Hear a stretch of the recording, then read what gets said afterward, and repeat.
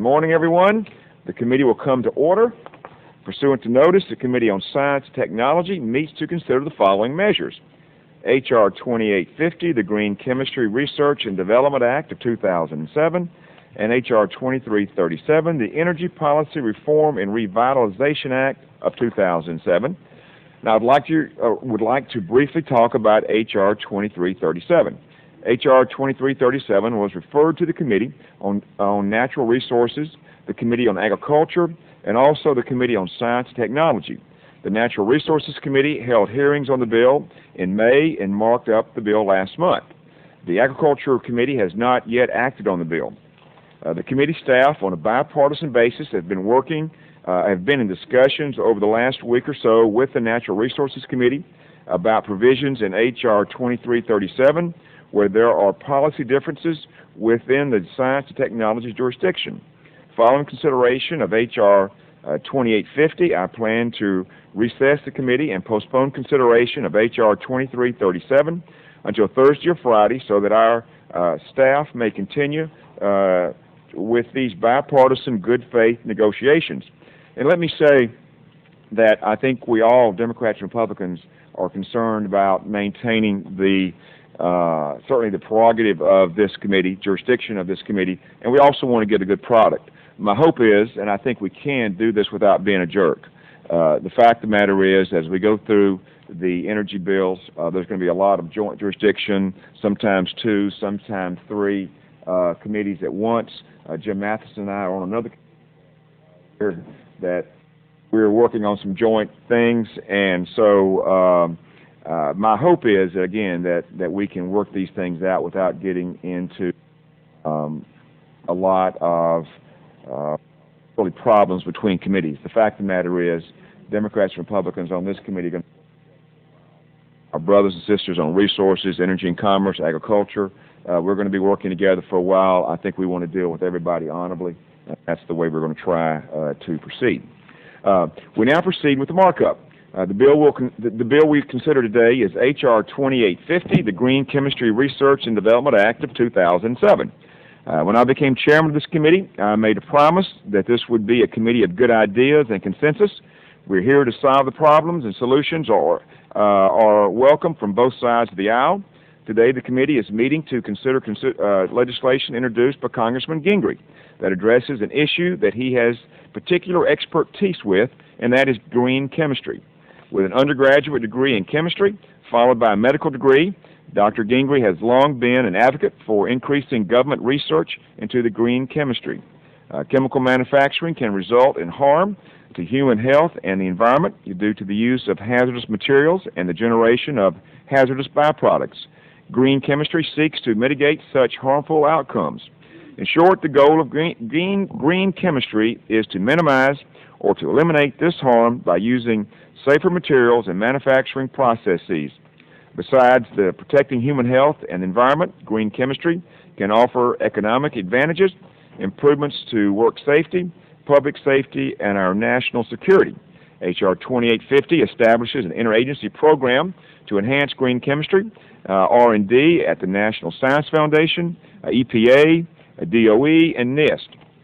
This legislation will provide grants to individual researchers, spur university-industry partnerships, fund research at federal laboratories, and train students in green chemistry science.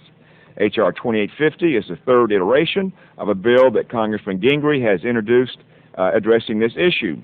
Democratic amendments were agreed to and now make up sections of the H.R. 2850. This bill is a product of good bipartisan cooperation. However, there has and there remains apprehension among some Democrat members that this act simply does not go far enough to promote the adoption of green chemistry. But H.R. 2850 is a good first step, and I urge my colleagues on the committee to support this legislation, and I'm sure Dr. Gingrey will be glad for us all to take credit for it at home when we get this passed. I want to thank all the members for their cooperation and participation during this first half of the year. I look forward to working with all of you as we move into August. And let me particularly say thank you to the staff on both Democrats and majority. I know we've asked you to do a lot. You have done a lot. The fact of the matter is that we're going to be a major participant in the energy bill that's going to come down here very soon. We could have decided, no, we're not going to do it, but we didn't. We decided we were going to work hard, get things done. I think it's going to pay off because we're going to have a lot of provisions in this bill. We're also going to be major players in the conference, and so there'll be many of us on that conference so we can have more input. Also, I went over to the Senate yesterday to talk with Lamar Alexander. The conference, well, not the conference, but the pre-conference is coming along on our competitiveness agenda. He is very anxious to move this forward. He's doing really a very good job over in the Senate. Chuck Atkins, who I don't think is here now, but has been a great taskmaster in setting forth an agenda for all of these. And we have no telling how many committees of jurisdiction in the Senate that are all working together, again, on a bipartisan, bicameral basis. I think we're going to be able to get this thing done by the end of this session, if we can get it done and passed. And I'll remind you that it passed unanimously out of this committee. We only had 21 negative votes on the House floor. I think this competitiveness agenda will be the major legislative accomplishments of this first 6 months. And again, we'll all be a part of that. And I thank you for working and helping us. Let me also say that for the ones of you that are going on the Codell to Greenland, not this following weekend, Jerry McNerney just made me aware that you need to get your hepatitis and typhoid shots. If they're not up to speed, you can check with the doctor's office. They'll know. I don't think Greenland is a very hazardous area, but there are those shots that we need to take, and we'll get ready for that. So I now recognize Mr. Hall to present his opening remarks. Mr. Chairman, I thank you, and I've listened carefully to what you've said, and it's obvious that we want to get along, we want to work together. We have from here back. We hope we can from here forward, and we thank you for holding this markup today, and I'm very pleased that we're marking up Dr. Gingry's Green Chemistry Research and Development Bill today. It's a good bill. It's passed the House of Representatives twice already, and hopefully this time the other body is going to recognize its merits. But I seem like I'm more inclined to want to have some questions and parliamentary inquiries, but let me go on with my statement and see where we're going. It's my understanding that we'll be recessing committee following consideration of Dr. Gingry's bill, H.R. 2850. I think that's what I gleaned from what you said. I'm disappointed to hear that the committee may not mark up H.R. 2337, the Energy Policy Reform and Revitalization Act of 2007, and may instead have an exchange of letters with the Resources Committee pending agreement on a couple of provisions. A number of members on our side of the aisle have expressed concern about other provisions in the bill that are within the committee's jurisdiction. For instance, there's concern that a provision of H.R. 2337 establishes a new procurement program at the National Oceanic and Atmospheric Administration, yet our committee has not even held a hearing on this provision. I'd hoped that we could have a full and open debate on this legislation. I have a number of concerns with this legislation. I'm primarily concerned that it may have a negative effect on American consumers and our energy independence. As I've expressed on a number of occasions, America's at a crossroads. We're faced with large energy challenges, such as an ever-increasing demand for energy that will inevitably drive up our costs for our taxpayers, threaten our national security, and hamper our ability to compete in the world marketplace. This concern is shared by several organizations that you're very familiar with: the Chamber of Commerce, the National Chamber of Commerce, the National Association of Manufacturers. I could go on, International Brotherhood of Electrical Workers, and on and on. We have to meet these challenges, energy challenges, head-on by increasing our domestic supply using all available resources. This bill, however, could move our country in the opposite direction. It repeals several bipartisan provisions of the Energy Policy Act of 2005, and it will result in increased dependence on foreign energy, higher prices for American consumers, and a loss of American jobs. These are provisions in this bill that limit upgrading energy transmission and distribution facilities, delay development of oil shale and tar sands leasing contracts, add layers of bureaucracy to slow oil and gas operations, impose new fees on oil and gas leases, and establish new requirements that will make wind energy absolutely unaffordable. I urge the chairman to move forward with the markup of this committee of this legislation in this committee. The Science and Technology Committee has a lot to add to the debate. I'd be disappointed if we didn't get to give our members that opportunity. And, Mr. Chairman, I have copies of numerous letters in opposition to this bill that I'd like to offer into the record at this time, and I'd like to yield to Mr. Gingrey for... With no objection, the letters are be made a part of the record. Thank you, sir, and I yield the balance of my time to Dr. Gingrey. If you don't mind, is that on the green chemistry? Yes. Let me.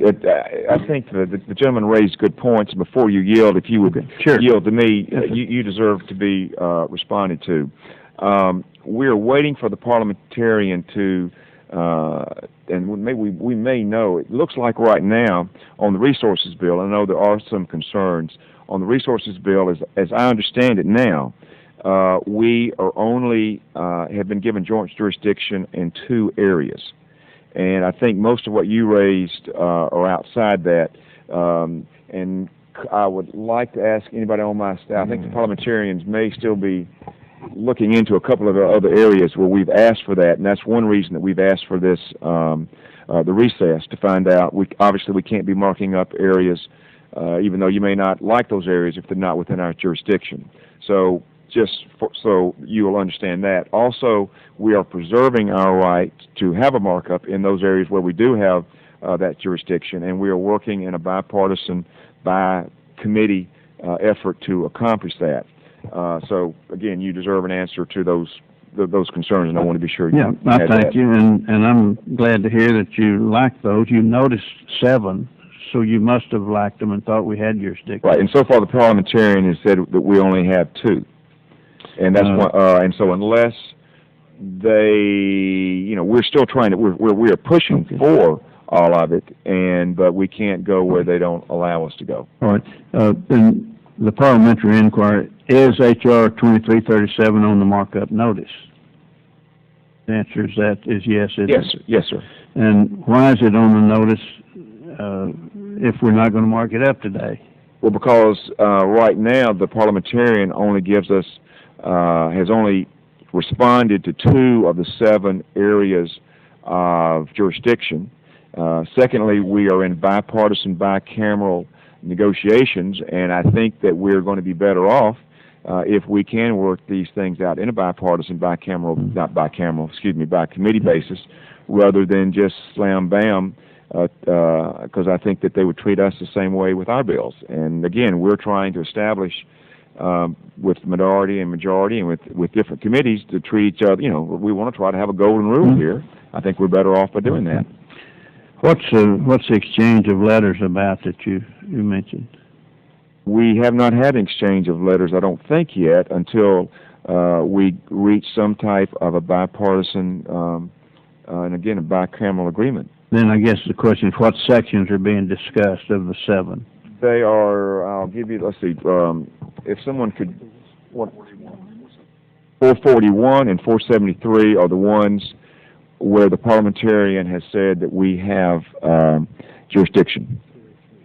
And are you working out a deal? And 303. Are you working out a deal on policy on these 7 sections, on the full 7 sections? No, sir, because the parliamentarian has not said that we have jurisdiction on the other of those 7. So right now, we wrote to the parliamentarian in conjunction with the minority staff on those areas where we thought that we might have jurisdiction to preserve our jurisdiction.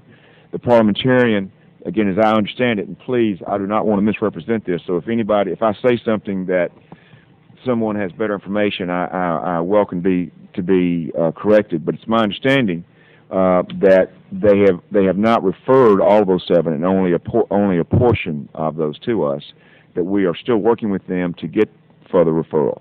And again, I'm welcome if someone has better information. That's not my understanding, but I'll accept your explanation at this time. And now, if I have any time left, can I give it to Dr. Gingrey? Absolutely. Mr. Chairman, I can move to strike the last word. Okay. And if I could, let me correct one more thing. It's a tetanus shot, not a typhoid shot. So pardon me I don't want anybody to be getting stuck with the wrong with the wrong needle there. Mr. Parliamentary inquiry, Mr. Chairman, if it's appropriate. Certainly.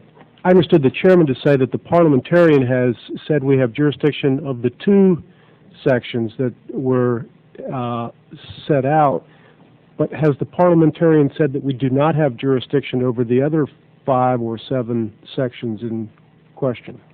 If I will, let me check with our parliamentarian, and I'll tell you.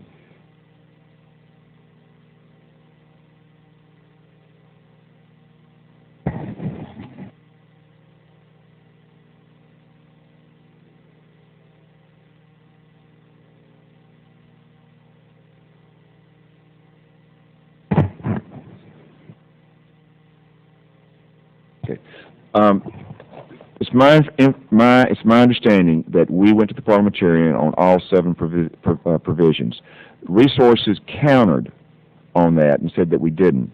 The parliamentarian has ruled that we have jurisdiction on 2 of those and likely a third. But then just as we likely a third, unlikely on 4 others. And again, this is another reason that we feel like that we are recessing now on this issue until we get a more definitive issue from the parliamentarian, and so that we again can continue our conversations. Not again, it's more than just protecting jurisdictions, trying to get good policy too, and trying again to deal with another committee in a way that's appropriate. What we're finding, and this is just for your information, what we're finding is some committees are holding their bills to report to the very last moment, so that it's virtually impossible to have any kind of input there. I don't think that's the way to proceed. And where those committees that are working in good faith, I think that we need to try to work in good faith with them. So that's where we are. And just I welcome if anyone else has any. Mr. Chairman, I'm sure Mr. Gingrich. Well, I have a parliamentary inquiry. Okay. Yes. And Mr. Chairman, thank you. Not necessarily to beat a dead horse here. Are you satisfied? Well, if I could, yes, Mr. Feeney. Thank you, Mr. Chairman. Just a quick follow-up. Yeah. Would the obviously both the majority and certainly the chairman and the minority as well would have an interest in not ceding jurisdiction unnecessarily, because this is all of our committee. We all have an interest in it. Would it be appropriate for the minority to weigh in with a letter to the parliamentarian as he makes his decision about these last 5? We would welcome that. I would hope that our original letters to them was bipartisan. Was it?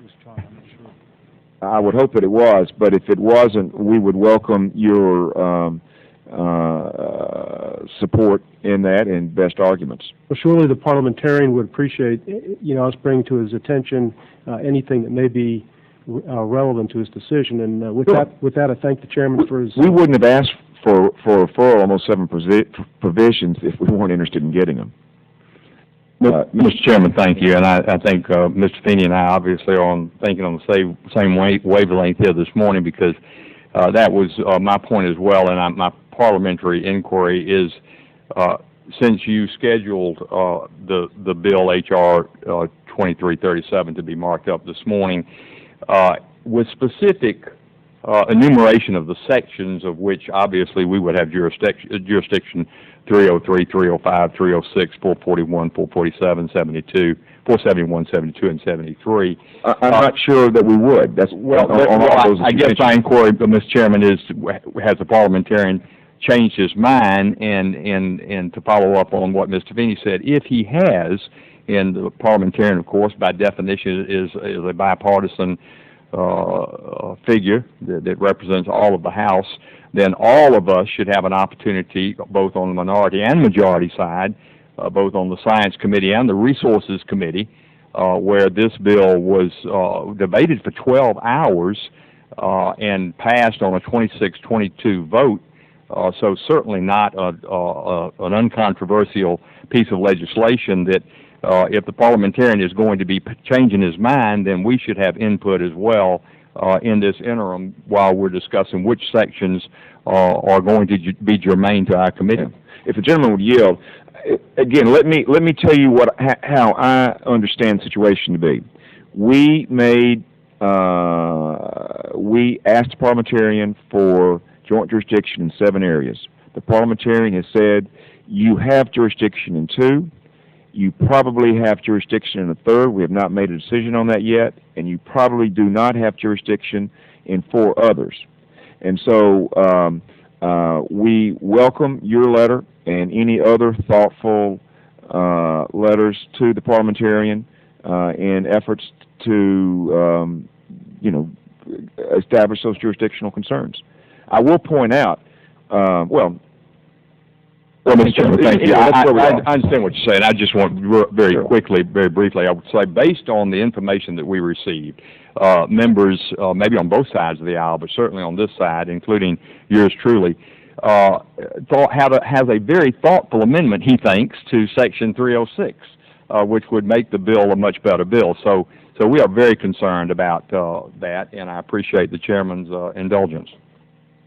Make a parliamentary inquiry, Mr. Chairman. The gentleman from Texas is recognized. Is it our intention to mark up at least 2 sections? Well, it's our intention to work on a bipartisan basis with the Resources Committee in an effort to work those out. If a markup is necessary, we may have a markup, but it is not necessary. It is not been determined yet whether that's necessary. You noticed them for 7. They said 2 are good, and we're here and ready. Why is it we're not going to have a markup on the 2? Well, by the same reason. And we want to work together, Sure. and we got sense enough. You know my old story Yeah. about my mathematical problem. Right. But Yeah. I still can count, and we can get outvoted, and we understand that. We don't mind that as long as we have some input on it. Well, it's my understanding that your staff has been in on all the meetings.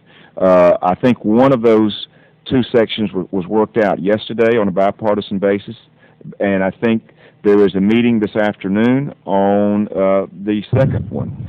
And it would seem to me, as long as we've got bipartisan, by-committee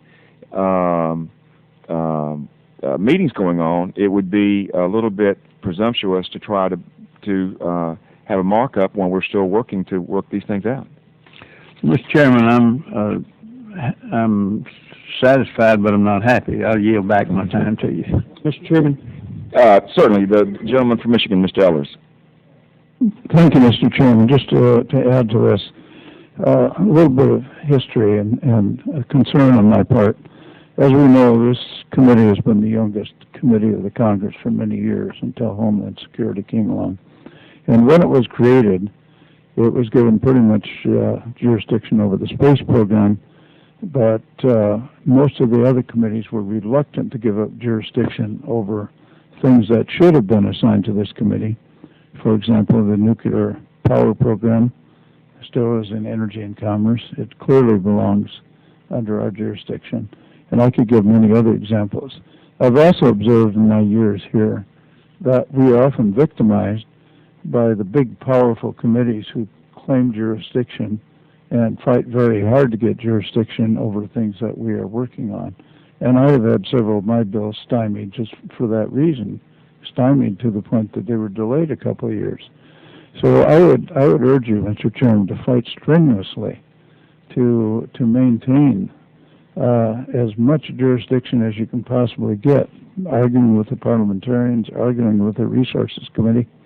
In fact, one of my bills, which deals with invasive species, was basically stopped by the Resources Committee over a dispute like this. So I would urge you to fight hard, because this poor little old Science Committee often is victimized by these big, powerful committees that have been around for a century or more.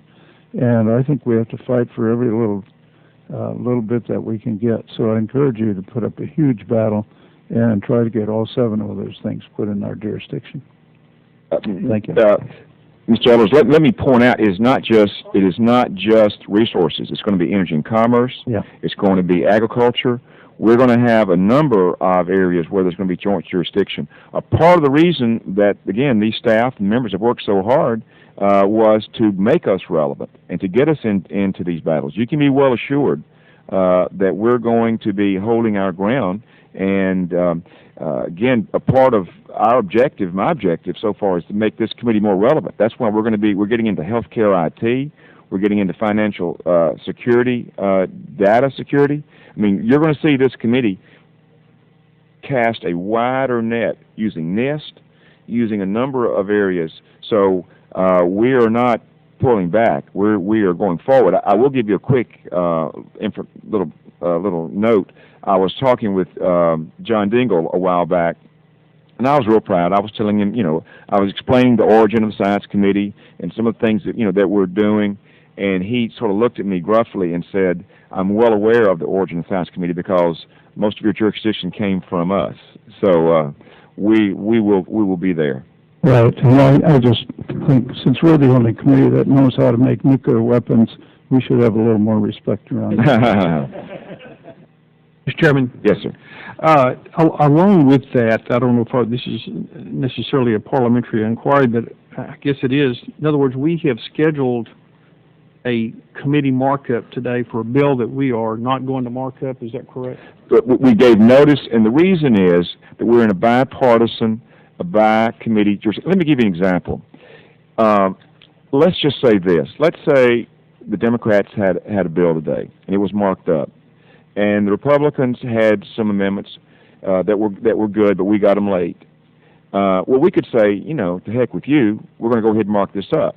Or we could say, you made a good faith effort to get involved with this bill. Why don't we wait a day or two and try to work these things out? It's the same situation, I think, with the Natural Resources Committee. Right now, we have bipartisan, by-committee negotiations going on. And it would seem to me that it would be the more prudent thing is to let these talks proceed and narrow the issues, and then we can go forward. We are preserving our right. Make no mistake about it. We are preserving our right to have a markup if that's necessary. I guess that's the point I was making, Mr. Chairman. Are we going to mark up this bill? If we feel it's necessary. Who's going to determine if it's necessary? The chairman will. Well, Mr. Chairman, I mean, if something as important as national energy policy in this country, for those kinds of decisions to be made in closed-door meetings behind... Well, they're not going to be made in closed door. Well, they're not in this meeting. This is a public forum. Well, let me make... What time is the meeting this afternoon? 4 o'clock. Okay, at 4 o'clock this afternoon, all of your staff know that there is a bipartisan, by-committee meeting, just like all your staff have been involved in the other ones. You are welcome, and any member is welcome to attend those. Well, what about... the door is not closed. What about members of this committee on our side, and maybe on your side too, that have amendments that think that would make this bill better and want an open... And as I remember the chairman's remarks when he opened up this committee for the first time as the new chairman, said we're going to work in a bipartisan, open way. We're going to have markups. We're going to discuss. We're going to work on this product, and at the end, we're going to vote on it. And that's the process that we're going to move forward with. And yet today, we're told is, well, we're going to put this on the agenda, but we're going to work out the details behind the door with committee staff. And when I like it, then it's moving forward without any open debate and consideration with this committee. Well, I guess it's one of those things, two people can see an accident and see it different ways. The fact of the matter is, once again, this is how we proceed with most bills. We start off with bipartisan discussion on the staff level representing you. You're welcome to attend so that we can narrow those issues, that we can try to, knock down the edges so that we can have informed markups. The fact of the matter is, you are more than welcome to attend the afternoon. You already noticed about it. You're welcome to attend that meeting. And we would hope that you would bring your best ideas. Let them be discussed in a bipartisan, again, by-committee way.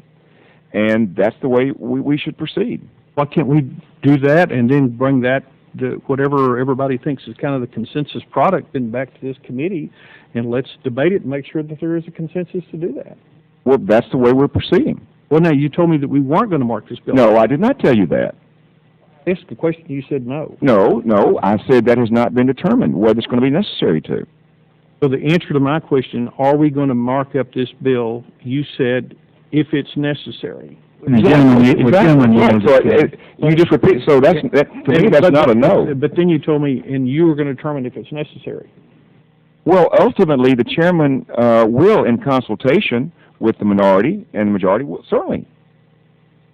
I yield to the gentleman. Mr. Chairman. Yeah. It reminds me of a question I asked a company to loan us some money, and they said, "I'll listen to your ignorant proposal with an open mind." I don't like the position I'm in, but once again, I can count. But seems to me, and the chairman's a man of character and longtime friend, but seemed like having a markup is holding the ground. You talked about holding the ground. I think that we're holding our ground if you go on and have this markup. What's to keep you from doing that? Because the issues haven't been fully vetted. And it would seem to me that it'd be irresponsible to move forward when we've just gotten this, right now, the parliamentarian hasn't even told us whether we have jurisdiction in 5 areas. We're still trying to get those 5 areas of jurisdiction. I mean, it's sort of difficult to mark up a bill that you don't have jurisdiction on, and we don't know that yet. So, and that's the reason that we want to give full notice, and we have given notice, so that, and the reason that we're recessing is to keep the hammer on the Resources Committee to know that we can have this markup. And again, I think most of the concern that and particularly my friends from the oil-producing area in Texas are having are in those areas of the resource bill that we don't have jurisdiction. At least we haven't been given it yet. So, I mean, I think that's the main concern, isn't it? The main concern is just that I think every other issue that's come before this committee, I have sat in here under the chairman's leadership and have appreciated the very open and exchange between ideas brought forward on both sides, but yet on what I think may be the most important piece of legislation that the 110th Congress will act on, it's being done in a different manner, and quite honestly, I think it shortchanges the American people. You allude to staff, and would the gentleman yield? As soon as I finish. Okay, sure. Yeah. The gentleman alludes to staff. We have very capable staff, but the American people sent the people that are sitting on this side of the room to debate these ideas and discussions and come up with what is in our estimation, the best policy for this country moving forward with energy, because quite honestly, maybe the greatest security risk this country faces today is energy. And something as important as that, I don't think should be done with letters and people's prerogative. I think it ought to be done in an open and fair way so that the American taxpayers can see that we did give this full consideration. I agree with you, but again, let me again point out, we can't mark up provisions that we don't have jurisdiction on. And I think your concerns are virtually exclusively in areas that we have not yet been given jurisdiction. So we cannot mark up, just like we can't mark up the dairy subsidies. I'm concerned about dairy subsidies. I'm concerned, about a variety of issues, but we don't have jurisdiction. So you cannot mark up a bill. Well, I guess you could, if we want to take, the time to go through some kind of faux exercise. But, so it is simply not, and I guess the easy thing would have been not to have even talked about it. We wouldn't have this. But I didn't think that was the fair thing either. We're putting a notice so that we can hold a hammer over the Resources Committee to know that we're going to preserve our right to mark up bills that we have jurisdiction on, and that's the way we're going to proceed. And I think Mr. Gingrey deserves now to move forward. I mean, I certainly welcome anything else. Mr. Chairman, on the left side, Mr. Chairman. Yes, sir. I just make 2 quick observations. First of all, I, as many people know, been long a champion of an open process here in this body, and believe we should have it at the committee level and at the public level. But I think it would be unfair to imply that this committee's not had hearings on energy. We've had a number of hearings on energy since this Congress began, and those hearings have had a good give and take about various policies and their effects on our economy and our environment and other things. So we've had hearings, and the markup is a place where you debate the particular amendments. But to suggest that this markup would come without any hearings on energy, I think is inaccurate. And I just just for the record, I would just point out that my dear friends on the other side of the aisle voted repeatedly in the last and prior Congresses to that, unanimously or nearly so, for rules that allowed bills such as the Medicare bill to come to the floor of the House with less than 24 hours for review and not a single amendment offered. That they locked the chairman of the Ways and Means Committee out of conference committees, and that standard operating procedure in the prior Congress was that the more important the legislation, the less public the process, and the less input the minority party had. So I find it admirable that my friends on the other side have come to realize that a fair and open process is part of a democratic republic. But I would ask them where the heck they were. Where were they when those votes were taken on the floor? I don't recall a single member of that party saying to their leadership in public, this is wrong. This is wrong. You ought to allow the minority an opportunity for amendments. You ought to allow time for deliberation, and you ought not to lock the chairman of a committee out of a conference committee. I yield back.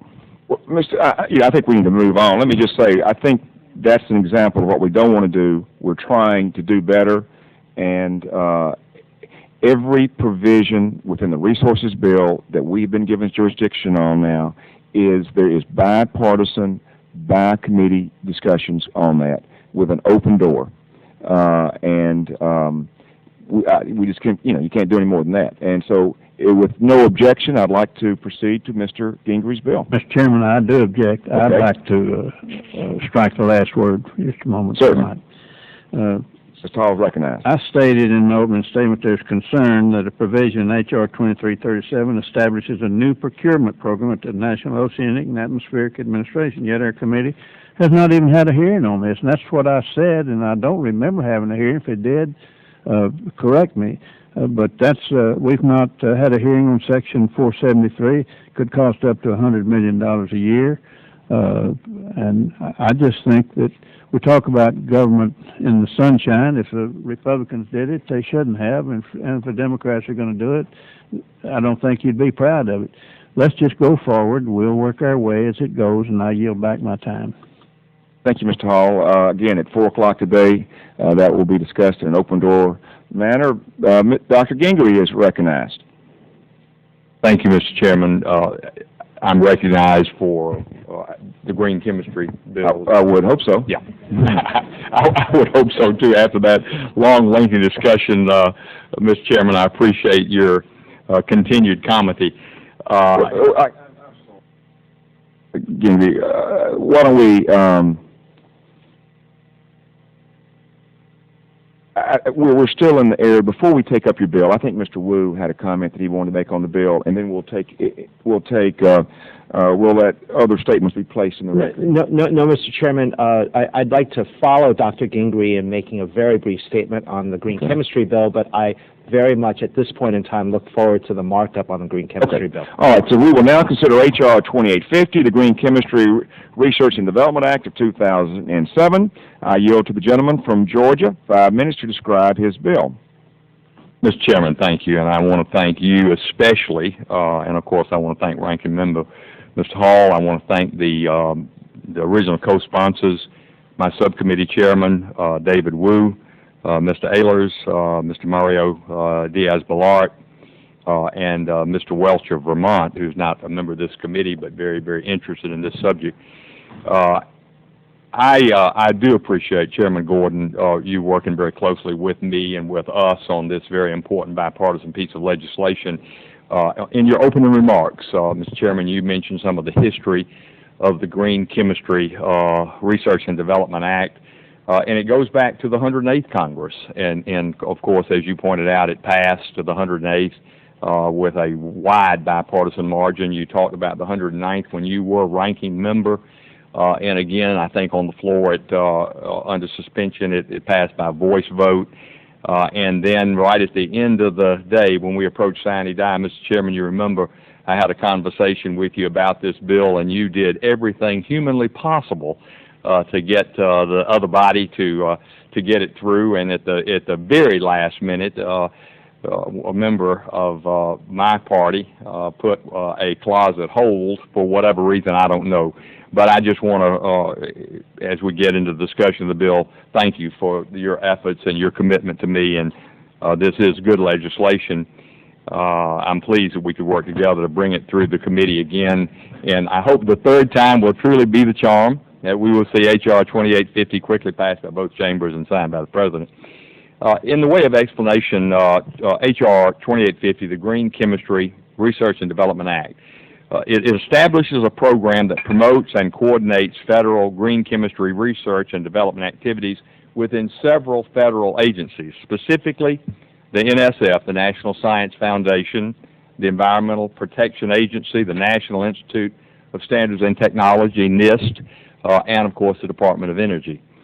Chemists can design chemicals to be safe, just like they can design them to have other properties like color and texture. This technique of considering not only the process in which products are manufactured, but also the environment in which they are created, is the basic definition of green chemistry. That's basically what this bill is all about. It's a method of designing chemical products and processes that are at the very least reduce and at the very best eliminate the use or generation of hazardous material. The basic idea is this: preventing pollution and hazardous waste from the start of a design process is a lot more preferable to cleaning up that mess, pollution and waste, at a later date. Additionally, the innovation created by this enhanced research will subsequently spur economic growth, as developing new products and processes is an integral component of many industries, from fabrics to fuel cells. Green chemistry doesn't just help protect our environment, it protects our workers too. The conditions under which chemicals are created and used present many risks to those who work on their production. But if companies utilize green chemistry, the materials they use will be as benign as possible and vastly improving employee conditions. Unfortunately, despite all of the promise of green chemistry, the federal government invests very little in this area.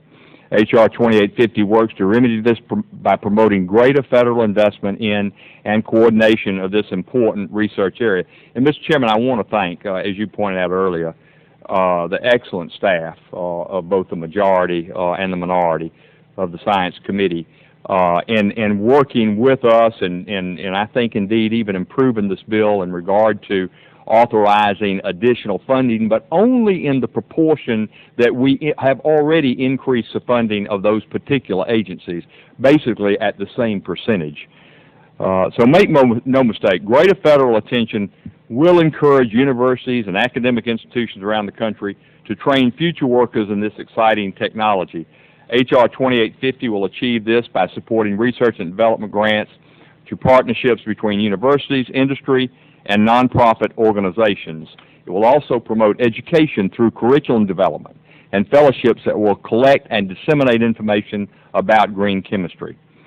In past years, many industries, from chemical companies and pharmaceutical corporations to carpet manufacturers and biotechnology businesses, have endorsed this bill, showing a broad range of support for the merits of the legislation. This bill, as I say, is nearly identical to the version passed in the 108th and 109th.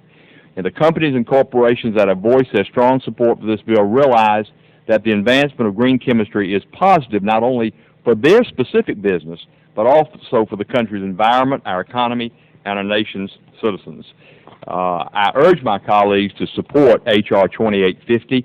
I know there are a couple of amendments, Mr. Chairman, on the Democratic side. I know Mr. Lipinski has an amendment, and I want to thank him, the gentleman from Illinois, for offering it. I agree with him that one of the most basic and underrated steps toward a greener environment is to encourage recycling.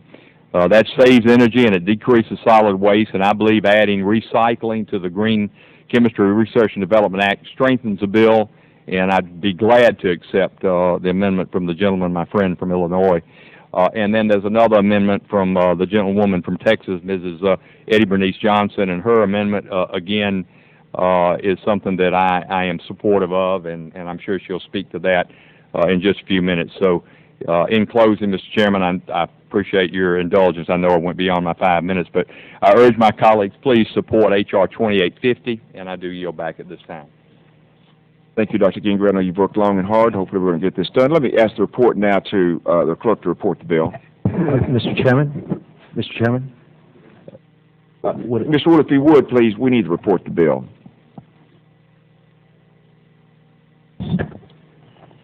HR 2850 to provide for the implementation of the Green Chemistry Research and Development Program and for other purposes. With unanimous consent, the reading of the bill is dispensed with, and Mr. Wu is recognized. Thank you, Mr. Chairman. I want to make a brief statement to recognize that we have a good bill before us. It is a bipartisan bill. I want to recognize the hard work of Dr. Gingrich to bring this bill back to the committee and again back to the floor. We have passed this bill a couple of times through this committee, and we have passed it through the entire House. This is a good bill that deserves to become legislation. It is long past due, and with that, I yield back the balance of my time. Does anyone else wish to be recognized? If not, I ask unanimous consent that the bill is considered as read and open to amendment at any point, and that the member proceed with the amendments in the order of the roster. Without objection, so ordered. The first amendment on the roster is offered by the gentleman from Illinois, Mr. Lipinski. Are you ready to proceed with your amendment? Thank you, Mr. Chairman. The clerk will report the amendment. Amendment to H.R. 2850 offered by Mr. Lipinski of Illinois. I ask unanimous consent to dispense with the reading. Without objection, so ordered. The gentleman is recognized for 5 minutes to explain the amendment. Thank you. My amendment is very simple, containing a small yet important addition to the underlying bill. Amendment actually is 2 words: increase recycling. The amendment would help supply chain manufacturers to increase recycling with the goal of reducing or even eliminating the use or generation of hazardous substances. Manufacturing Extension Partnership Centers, or MEP centers, would assist in these efforts as they work to enhance the productivity and technological performance of U.S. manufacturers. I firmly believe by incorporating innovative recycling practices into their manufacturing processes, American industries will better position themselves to compete in the increasingly global marketplace. In addition, through the increased practice of recycling, our manufacturers will help to reduce the production of solid and hazardous waste and improve our environment, and potentially lower greenhouse gas emissions and make our country more secure by lessening our need for foreign sources of energy. The MEP centers, I know, do a great job. I have a lot of manufacturers in my district who work very well with the MEP centers, and I think this is just a great opportunity to improve this bill by adding recycling in there. I applaud Dr. Gingrich's work on this bill. I'm pleased that Chairman Gordon has worked for its passage. I'd like to thank the committee staff and Dr. Gingrich for working with me in accepting my amendment. It's a very good bill. Hopefully the 3rd time is the charm. Maybe I was just thinking about this, maybe Dr. Gingrich no longer has the mustache. Maybe that'll be the change. Maybe that'll be the difference with Congress. We'll get the Senate to go ahead and also accept this, pass this bill. But If Jim will yield, I'll admit to being shameless. I'll do anything. I encourage all my colleagues to support this amendment, and I yield back the balance of my time. Is there further discussion on the amendment? If no, the vote occurs on the amendment. All in favor say aye. Aye. Those opposed, no. If the ayes have it, the amendment is agreed to. The second amendment on the roster is offered by the gentlelady from Texas, Ms. Johnson. Are you ready to proceed with your amendment? Yes, Mr. Chairman, I have an amendment. The clerk will report the amendment. Amendment to H.R. 2850 offered by Ms. Eddie Bernice Johnson of Texas. I ask unanimous consent to dispense with the reading. Without objection, so ordered. The gentlelady is recognized for 5 minutes to explain the amendment. Thank you, Mr. Chairman. I won't take the 5 minutes. I'll submit the statement. I simply want to say that I strongly support the bill, and I appreciate Dr. Gingrich accepting this amendment, which merely says minority-serving institutions shall receive due consideration for such funding. And that's the end of it. I'll yield back the balance of my time and ask that the bill be passed. Are there further, anyone Is there anyone else who'd like to address this amendment? If no, the vote occurs on the amendment. All in favor say aye. Aye. Those opposed, no. The ayes have it. The amendment is agreed to. Are there any other amendments? If no, then the vote is on the bill, H.R. 2850 as amended. All those in favor will say aye. Aye. All those opposed will say no. In the opinion of the chair, the ayes have it. I recognize Mr. Hall to offer a motion.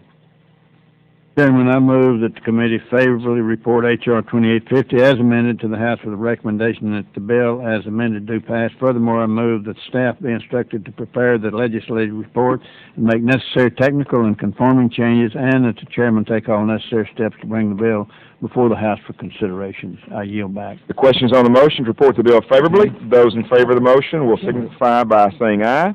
Aye. Opposed, no. The ayes have it. The bill is favorably reported. Without objection, the motion to reconsider is laid upon the table. Members will have 2 subsequent calendar days in which to submit supplemental minority or additional views on the measure, ending Monday, June the 16th at 7 a.m. I move pursuant to the Clause 1 of Rule 22 of the Rules of the House of Representatives that the committee authorize the chairman to offer such motions as may be necessary in the House to adopt and pass H.R. 2850, the Green Chemistry Research and Development Act of 2007, as amended. Without objection, so ordered. I want to thank members for their attendance. Under Rule IJ, further proceedings of this markup will stand in recess, subject to the call of the chair. Mr. Chairman, may I make an inquiry? You gave me a fast gavel. I have an inquiry. I'm sorry. The gentleman deserves to have his inquiry.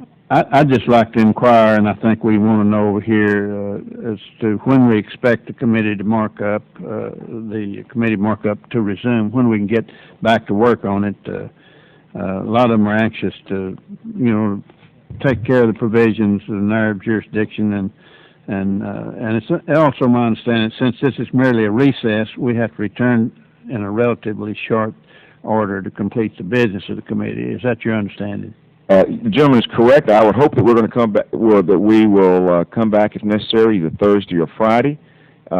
Again, we are waiting to hear from the parliamentarian on what sections of the bill we will have referred to us.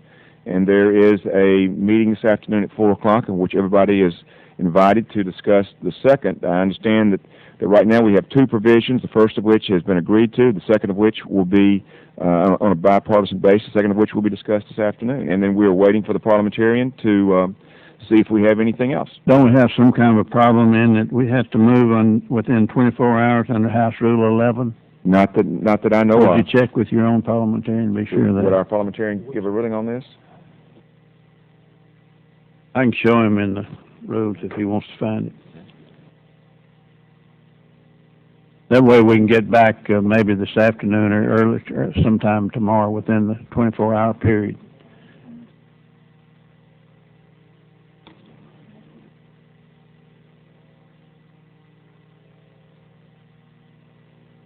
And it's not anything you might not waive or might not outvote us on, but if it's in the rules, we ought to comply with them.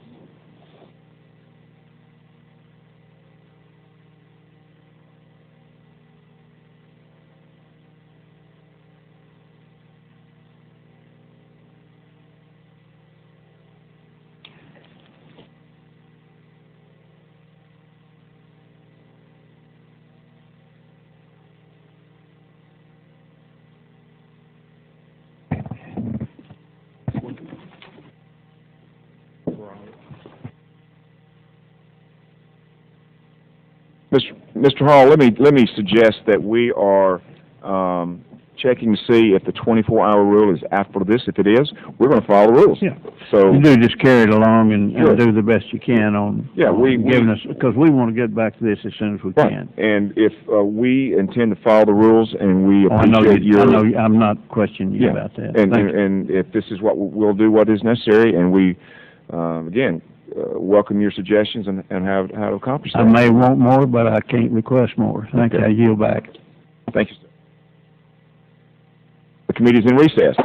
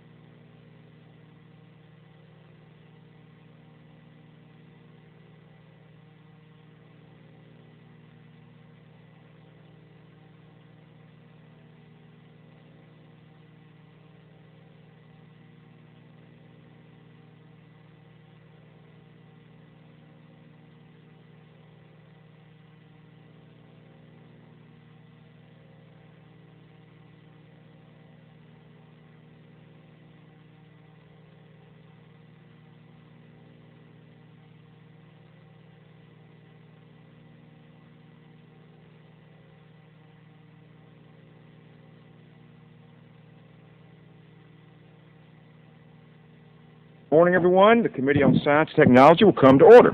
I want to bring the committee up to date on the status of the negotiations with the Natural Resources Committee and to outline where we go from here. We are very close to a satisfactory bipartisan by-committee resolution of our concerns with Section 441 of H.R. 2337, and I'm optimistic that a final agreement can be reached before the week ends. Additionally, yesterday a constructive meeting with the science majority and minority was held with the resources staff on Section 473. Our committee outlined in some detail our concerns and our suggestions as to how those should be addressed. At the conclusion of the meeting, the Resources Committee invited us to offer a proposal to resolve our concerns with this section of the bill. I fully expect that working with our minority staff, we will produce a proposal to the resources in the next few days. As to the protecting jurisdiction, the staff has previously written and discussed our jurisdictional claims to Section 303, 305, 306, 441, 471, 472, and 473 with the parliamentarian. The parliamentarian indicated to us that our jurisdiction extends to Section 303, 441, and 473, and have indicated that they will not make a ruling on other sections at this time. It's important to me and other members of both the sides of the aisle that our jurisdictional claims be protected by continuing to advocate those claims to the parliamentarian. Further, I will protect our jurisdiction by formally asking at the proper time that our committee have conferees named to all sections of H.R. 2337 within our committee's jurisdiction. My staff has invited the minority staff to join with us in aggressively asserting our jurisdictional claims to the parliamentarian. After considering the points made by the minority at yesterday's markup during an hour of discussion, these are the means by which I have decided to aggressively pursue our jurisdictional claims. Therefore, my intention today is to adjourn the committee as we continue to craft and advance our proposal to the Natural Resources Committee. Adjourning today in no way precludes the committee from a markup next week with proper notice under our committee rules if the agreement with resources cannot be reached. Under Section 16, Clause 4, the motion to adjourn is of the highest precedent. It is not debatable, it is not subject to points of order, and is not subject to parliamentary inquiry. However, I would like to give the ranking member or any other member he may wish to yield to an opportunity to make a statement. Now, before we do this, I would like to, the thoughtful Mr. Bartlett came up to me a minute ago and said, I hope I can quote you here. He said, I'm not a confrontational guy. Why can't we just mark these bills up and see what happens? I think that deserves an answer. And let me give you an answer. After consulting with the minority, with our majority staff, with the Speaker's office, and the parliamentarian, here's where I think we are. I think most folks here would agree that this committee has been much more aggressive both in our legislating and in our claiming of jurisdiction than in past years. I don't want to, since we are tape, I don't want to go too far, but we were pretty aggressive in seeking these different sections. I think that there are 2 more or 4 more out there. Odds are that we're not going to get them all. That we might get some, we might not get to others. So then why not go forward? A very good question by Mr. Bartlett. Okay, if we go forward with those, then in those sections that would force the parliamentarian to say, you're in or you're out. If they say you're out, then we not only lose jurisdiction with our conferees in those sections, but we also potentially set up a problem of losing jurisdiction in coming years. Now, okay, but what about, that's the bad news. Then we win some. He says, okay, you do have jurisdiction. In consultation, again, this is in all candor, in consultation with our Speaker's office, they like what the Resources Committee has done. And when it goes to the Rules Committee, they will choose them over us. And so what it appears to me is that we have everything to lose and nothing to gain by pressing this forward. Now, again, this is my opinion by having talked with everyone. I think my job is to make a recommendation, so I am going to make the recommendation that we adjourn with the potential to come back if we can't reach agreements and to have a markup. I think we're the only committee so far that has demanded a markup with a sequential referral. Everything has been, we've been told, be nice, try to work things out. And we have many more battles with other committees to go. I think this is the right way, but we're going to have a vote, and that's the way you settle these sort of things. And Mr. Bartlett, that is the best answer that I can give you. And now I would like to ask unanimous consent that Mr. Hall be recognized for for 5 minutes to discuss purposes, for discussion purposes only, to respond, after which I will immediately move the motion to adjourn the markup. Without objection, so ordered.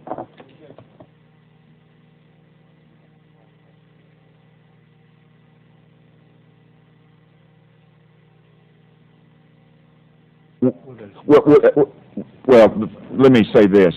I prefer to conduct meetings as a family discussion more than a parliamentary exercise. The fact of the matter is, a motion to adjourn is non-debatable at all.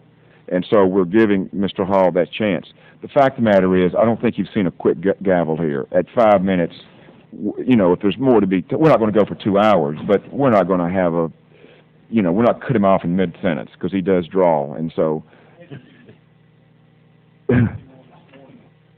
Okay. And again, our effort is to conduct it as a family discussion and not a parliamentary exercise unless required to do so. So I hope you will walk away not satisfied potentially maybe with the result, but with the way you were treated, and that if with all disagreements, it's a disagreement disagreeably. So I will try again. I ask unanimous consent that Mr. Hall be recognized for 5 minutes for discussion purposes only to respond, after which I will, at the appropriate time, move to adjourn. Without objection, so ordered. Well, I'm thinking about objecting myself. Chairman, thank you. And of course, I want to reiterate my desire to have a markup on the provisions of H.R. 2337 that are in our jurisdiction.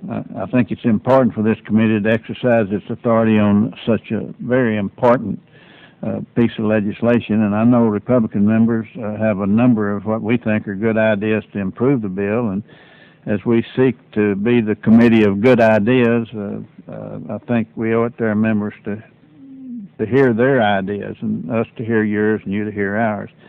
And I have a few questions for you, Mr. Chairman, if I might ask them, if you don't want to be in parliamentary procedure, just from me to you, when I'll ask them what everybody else is going to be hearing them. That's perfectly fine. What do you plan now on doing on H.R. 2337? Go ahead and let me see if I understand that. I intend to encourage the Science Committee minority, majority negotiations with the resources to continue in hopes that we're going to reach an agreement. If that agreement is not satisfactory, then it would be my intention, with proper notice, to notice a markup next week to complete the job. So, if you do get an agreement, you plan to do a notice of a markup next week of 2337. Correct. If we don't get an agreement, yes, sir.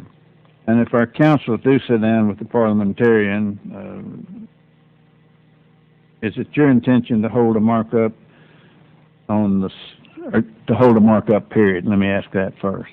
Only if it is needed and to the benefit of this committee. And then instead proceed with an exchange of letters? Yes, sir. And a letter that you're hoping preserves our jurisdiction? Absolutely, with full consultation with the minority. Will that exchange of letters cover all the provisions in our jurisdiction that we intend to negotiate? I have talked with resources and all the other sections as well. I have talked with the chairman of the Resources Committee, and it's our intention to have what you might call a détente.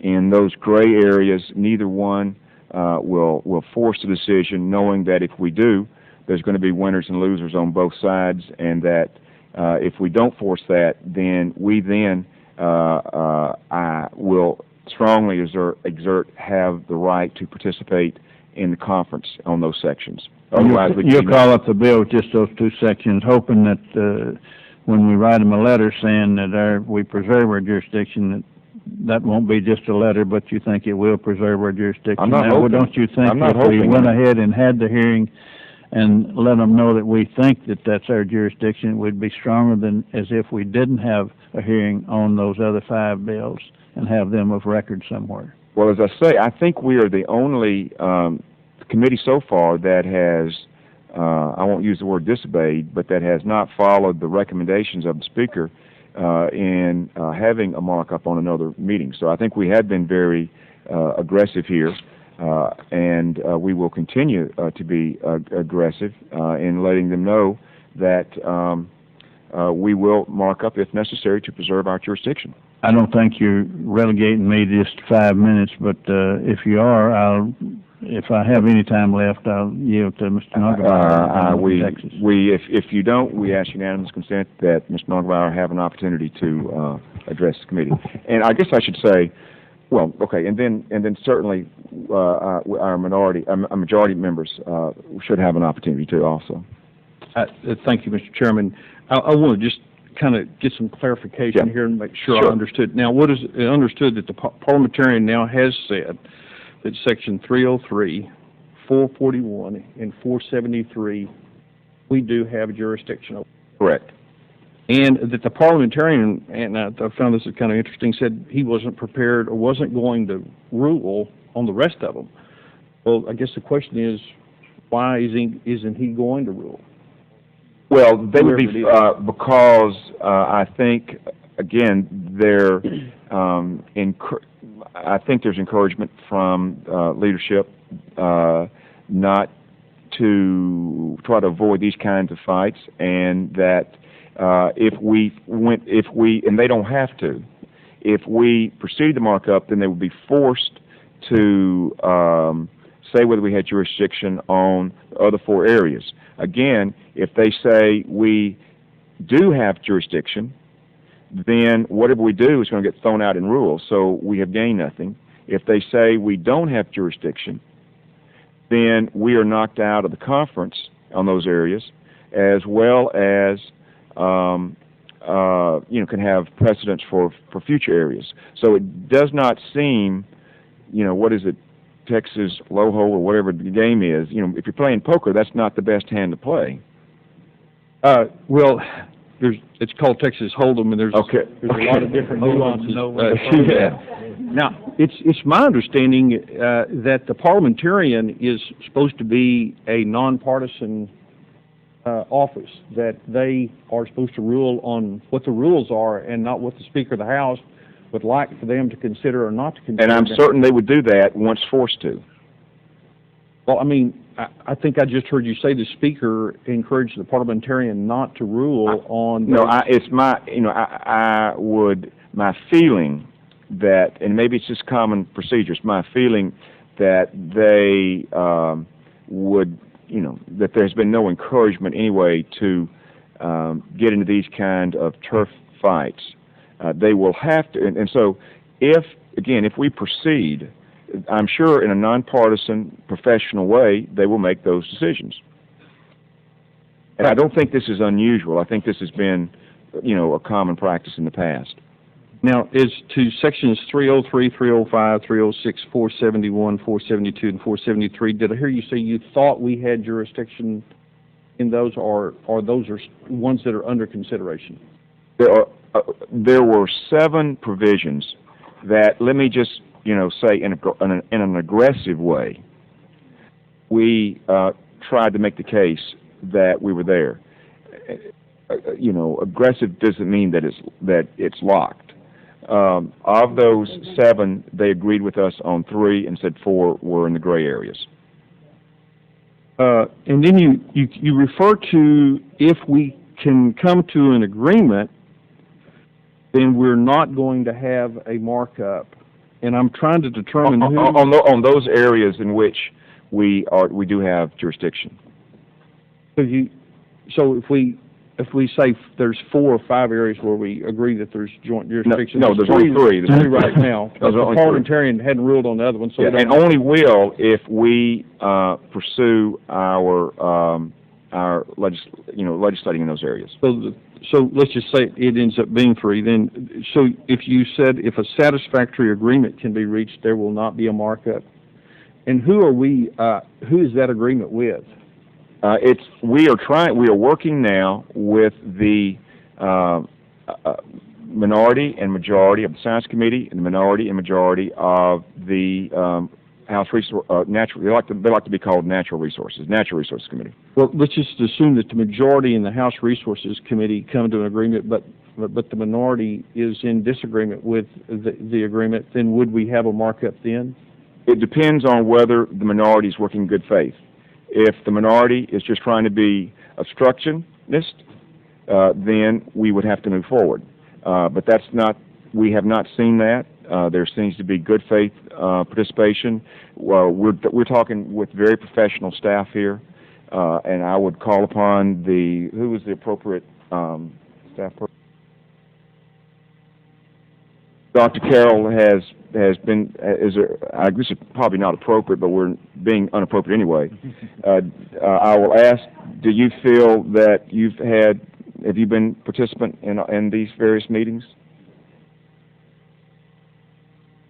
Have you had input? Okay. So we would hope that would continue.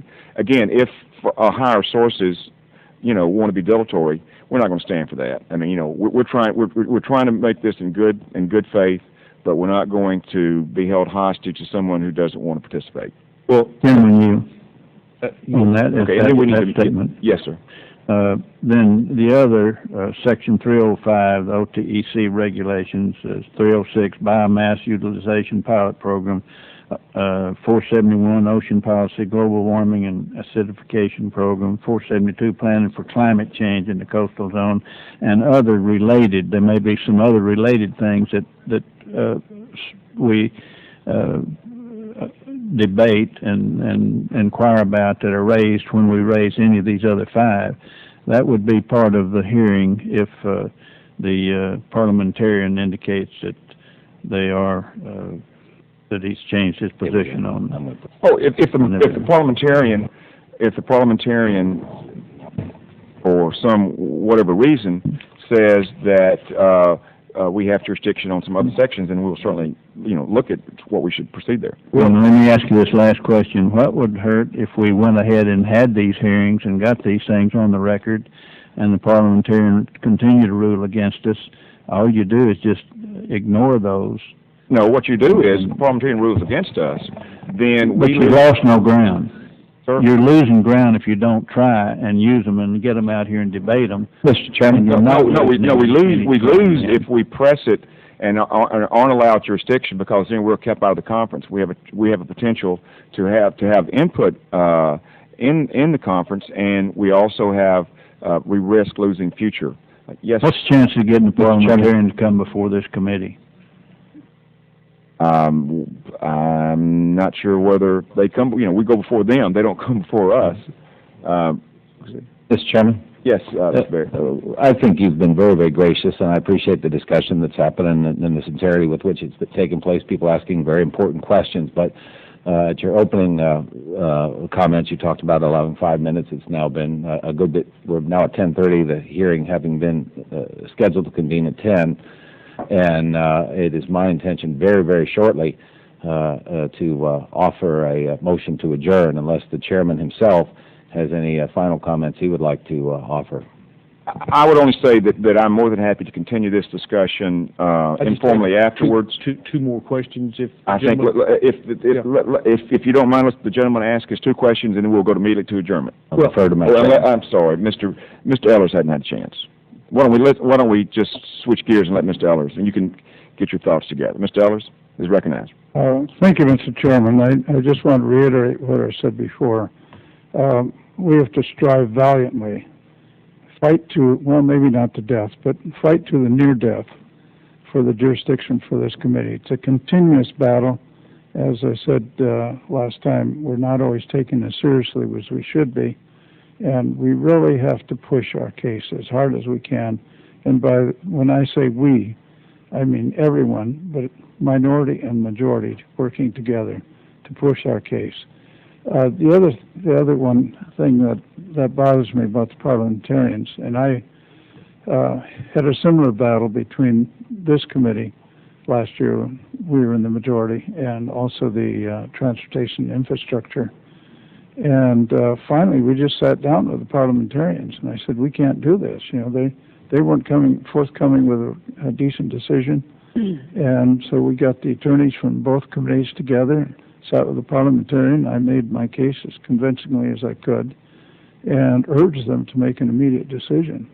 Well, immediate to them was about 10 days. But nevertheless, we did get a decision, and they did listen to both sides and came out with not what I'd hoped for, but certainly we got a lot more than we had before we went in.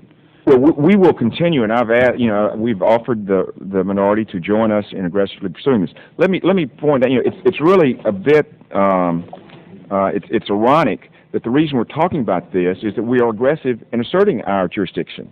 If we hadn't been aggressive in maybe going into gray areas or beyond, if we'd only looked at what was safe, then we wouldn't even be talking here today. You may not know this, but we are really pressing the area. Mr. Wu had a bill concerning healthcare IT. The minority was afraid to go forward with that because it might get in somebody else's jurisdiction.